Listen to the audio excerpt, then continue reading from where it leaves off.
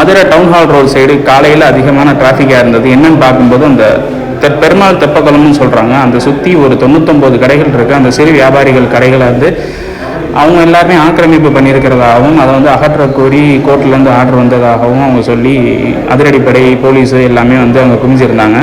அங்கே அந்த கடை வச்சு நடத்திக்கிட்டு இருக்க சிறு வியாபாரிகளும் அவங்க என்ன சொல்கிறாங்கன்னா, நாங்கள் கடை நாங்கள் காலி பண்ணிக்கிறோம், அது எங்களுக்கு பிரச்சனை இல்லை, ஆனால் எங்களுக்கு ஒரு மாற்று இடம் ஒன்று கொடுங்க அப்படின்ற மாதிரி கோரிக்கை வச்சுருக்காங்க.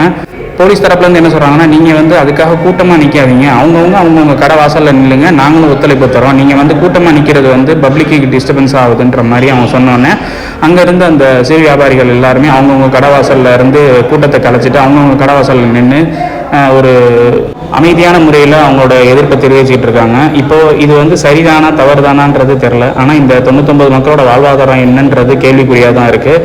அது அடுத்த கட்டம் என்ன நடக்குதுன்றதை பார்ப்போம். தேங்க்யூ.